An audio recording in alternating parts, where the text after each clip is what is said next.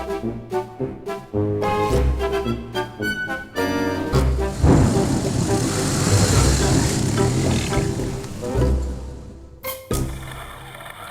summer was winding down, and Jason and I were the only two players heading out on a wet Sunday morning. I was quite excited as I'd recently installed some Bitubo cartridges and heavy-duty springs in my front forks. I'd been on one short ride previous, but this was going to be a real test of that new setup. Well, within a few minutes of being on the trail, I heard this clanking noise, and after a quick check, it looks like one of the cartridges had failed. A little research on the internet once I got home showed that this wasn't actually a very rare occurrence. So I left Jason to continue on alone and rode home in a downpour, which pretty much matched my mood at this point. The following Sunday, Jason and I headed back to an area we'd been to several times before, and out of the corner of our eye we spotted this kind of motocross track area that someone had built. And there was no signs posted, so I decided to do a few laps.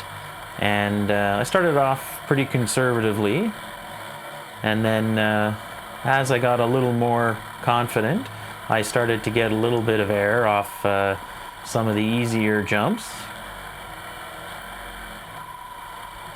Now, if something is really going to point out the shortcomings of a big, heavy dual sport bike, taking it out on a track like this is really going to bring up those shortcomings.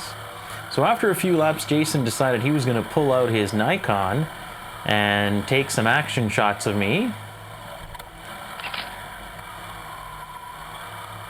Decided to try to land a little flatter this time.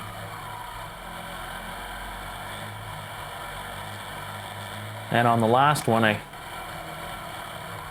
did a little better. Then I thought it would be nice to get a few shots of Jason, so I pulled over to park to grab the camera from Jason, and that's when something very strange happened. Now, I don't have any footage of what happened, so I'm just going to play some random shots I kind of found.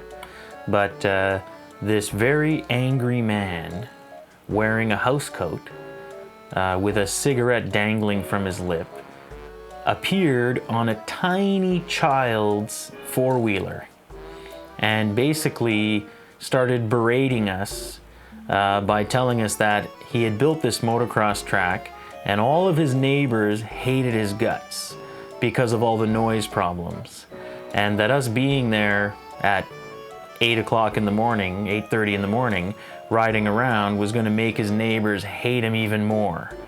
So we took that as a cue that it was probably time to go. So we packed up and headed back to the main road. Now, we're very good about trying to observe signage, and if something's posted, no trespassing, we won't go there. But it seemed kind of odd that this guy had built this place and there was no signs anywhere saying not to use it. Anyways, once we got back on the road, we decided to continue kind of farther north. And as usual, we were scanning left and right when we saw this interesting ATV trail on the left-hand side of the road. And of course, we're driving on grass, which is never a good sign, when up ahead, the spider sense was tingling a little bit here. So we decided it might be worth jumping off and taking a little look. And sure enough, once we could get up there and see down into this little dip, it was a real swamp. And neither Jason or I really felt like dragging bikes through a swamp when there was this perfectly good road to ride on. And we didn't actually go much farther along when there looked like a really nice trail off to the right. So we scooched off on this little side road, and that led us onto this entrance to the ATV trail. Some of these trails are posted no motorcycles. This one actually said no snowmobiles, so off we went. Now, it started off with a couple of good climbs. Once again, the hills never look that steep on the old GoPro. But this was a decent climb, and then we came to this really rocky section where they'd actually built the entire trail out of this kind of big crushed rock. Now, I had taken out the Bitubo cartridges that failed the weekend before, but I kept the heavier springs. And the front suspension actually was working quite well. And then the trail opened up into the typical groomed kind of ATV trail. But there was a few good climbs. This was actually quite a nice little rocky climb. But there was enough, there were enough spots where you could kind of pick and choose your route without driving over all the rocks. There were a few little bridges to get across. And then of course if you go up, you've got to come down. And the ATV guys do tend to churn up a lot of the rocks on these steep hills. So I could see Jason up ahead bouncing down the trail. Decided to give myself a little space. I didn't want to run into him. And then, as you can see, there's some runoff area here at the bottom, so I'm not really that worried if I gather a bit of speed because I know I have a runoff area here. I watched Jason kind of wade through this, and I really didn't feel like getting my feet wet, so I thought I could maybe sneak by on the right and stay a little drier if I drove over all these rocks.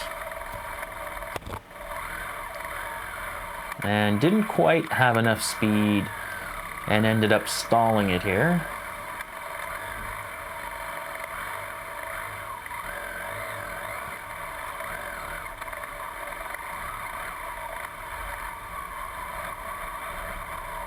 This was turning out to actually be quite a nice find, this trail.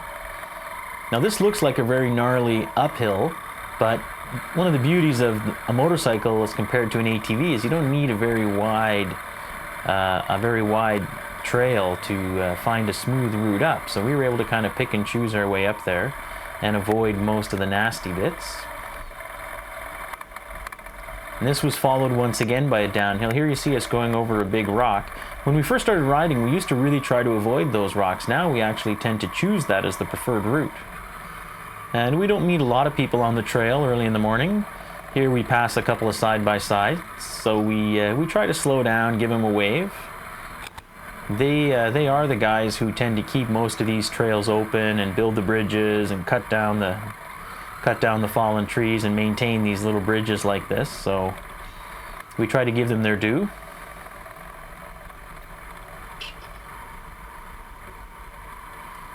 Now this kind of led us back to another area where there was a sand pit we'd been to a few times. So the old 800 can climb these hills pretty good. Get it into second gear and let her rip.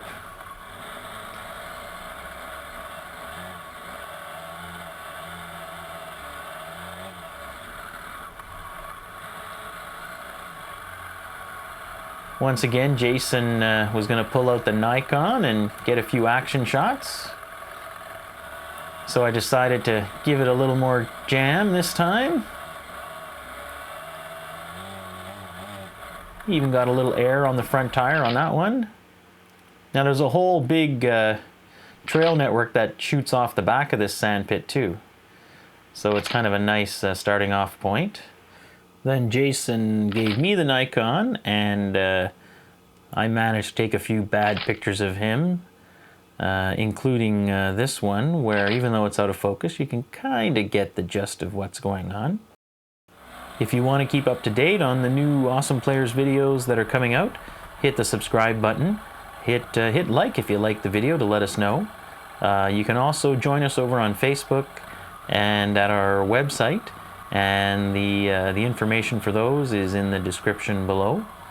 And I guess this ends another very small Awesome Players off-road motorcycle adventure.